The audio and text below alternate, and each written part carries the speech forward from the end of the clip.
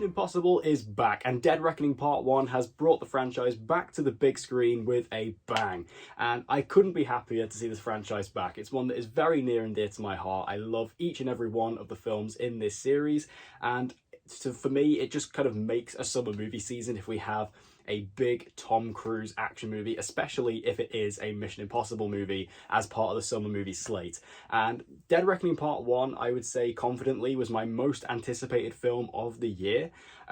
Just from the fact that I'm a huge fan of this franchise. I love all of the films, and also from the fact that I love Tom Cruise. You know, despite him being a nutter in his personal life, as an actor, as an entertainer, I adore Tom Cruise. I think he's just a phenomenal presence on screen. You know, what he's able to do, the commitment he has, and the love he has for movies and cinema and the theatrical experience is just admirable, in my opinion. And I just love every time he brings out a new film, because he just always delivers. And coming off of Top Gun Maverick last year, which has quickly become one of my all-time favourite movies, I was really excited to see what he was going to bring with Christopher McQuarrie to this new entry in Mission Impossible franchise. So this new entry of Dead Reckoning Part 1 has been a long time coming. Like, this movie was shot years ago, but due to production delays and COVID and all that stuff, we're only finally getting the movie now. And to be honest, this movie was completely worth the wait. Despite the fact that this movie obviously is a part one of a two-part story, I think that everything that part one does and delivers completely warrants the price of admission. And even though, yes, it does end on a bit of a cliffhanger, I think that Mission Impossible Dead Reckoning Part 1 does a really good job of tying its own story up into its own movie, and obviously does leave stuff to be continued, but as a movie by itself, it is a complete package. So speaking of Mr. Movies himself, Tom Cruise, I just love the man. He's just great. And, you know, in these Mission Impossible films, he just seems to be getting better and better. You know, it seems like he's really, since I'd say probably Ghost Protocol, he's really found like his stride of how to play Ethan Hunt. Because those first three films, as much as I love all three of them, each of those is obviously drastically different from each other, and Ethan is kind of a different character in each one. It wasn't until we got to like Ghost Protocol, and I guess specifically really Rogue Nation, when Chris McQuarrie came in, did Tom Cruise and Ethan Hunt kind of really cement themselves as this one particular type of character. And I think that Ethan has gotten better as a character as the movies have gone on, and definitely has gotten more developed as the movies have gone on, which has been really awesome to see. And I think Tom Cruise's performance has just increased tenfold. And on top of that, of course, Tom Cruise is known for doing all the big stupid stunts in these franchises and doing them completely by himself. And that is once again true here again in Dead Reckoning Part 1. You know, whether you're talking about the famous motorcycle sequence that we've seen from the behind the scenes footage and also in the trailers, that sequence is just absolutely incredible to see on screen. It's amazing. And, you know, from that and everything else in between that he does in this movie, Tom Cruise just proves again why he is one of the best action stars we have, and kind of the last remaining true movie star we have today. And as I mentioned as well, Tom Cruise is a real advocate for cinema and of the theatrical experience. And we've really seen that this year. What he's been doing, going around promoting not only this film, but also Barbie, Oppenheimer, Indiana Jones, you know, all these other big movies. He's really going out there supporting these other films and these other studios just to promote the theatrical experience. And that I just love about him. He just loves movies, and he really shows that. And, you know, as someone else who loves movies, it's great to see. The rest of the cast in this film are really good, as they always are. You know, we've got Simon Pegg and Ving Rhames returning, who do their thing. We've also got Rebecca Ferguson, who is obviously one of the best parts of this franchise. She's once again great here.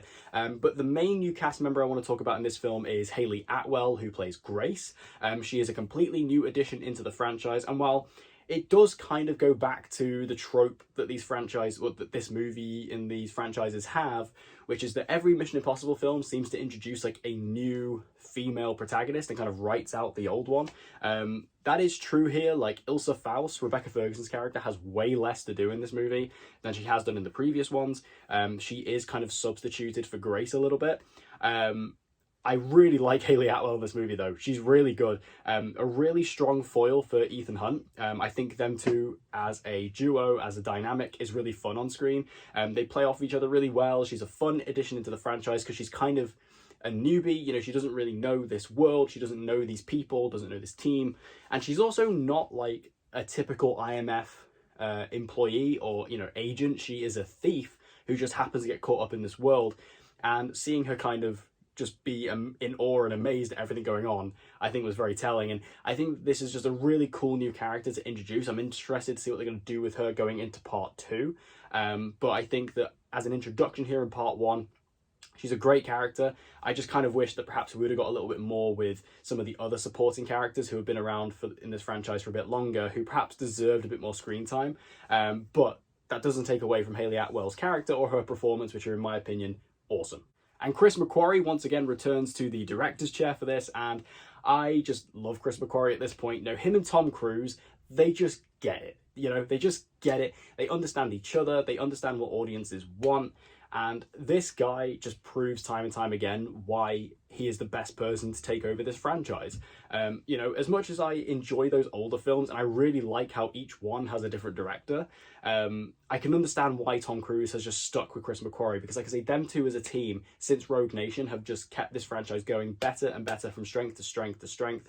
And they just understand what makes this franchise work, what audiences want to see from it, and them two as a power couple, they just work together tremendously well. And this, once again, is a fantastically directed entry in the series. I'm really happy he's sticking around for part 2 as well, because without him, I think that this franchise would be less. And speaking of the action in this franchise, you know, it's kind of the main big selling point of these movies is the big action scenes, and Dead Reckoning Part 1 has some pretty fantastic ones. I think the main ones that are being promoted here is, of course, the motorcycle jump, which is just incredible to see. Like, watch this movie in IMAX. Like, that's the main thing I could recommend. Watch this movie in IMAX if you can. I mean, you probably can't now because of Barbenheimer, but, you know, when you see that bike just go over the cliff and, you know, Ethan is just falling, my audience just went silent, and it was so, you know, big on the screen. It was a huge moment, and I feel like that is something that can only be captured on the big screen, and it was incredible to see. And the fact that, you know, Tom did that probably multiple times, I'm sure,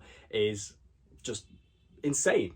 But we also have the big train sequence, and I really enjoyed the train sequence because at a certain point in that train sequence, something clicked in my head, which was that, wow, this is Uncharted 2, which it just brought a huge smile to my face, and I couldn't stop smiling about it because Tom Cruise is aware of the Uncharted series. I just know he is, because he's spoken about how in Rogue Nation the plane sequence in that was inspired by Uncharted 3, and I just have to think that this train sequence was inspired by Uncharted 2, because it's so similar. You know, the way that it develops and the dangers that's involved, and even there are certain shots in the film of Ethan like hanging from something. It just looks like Nathan Drake hanging from the train cars. And I was just so, like, once I got that in my head, it just popped in my head. I just couldn't get over it. The fact that Uncharted is once again inspiring the Mission Impossible franchise. So for me, the action is top notch here once again.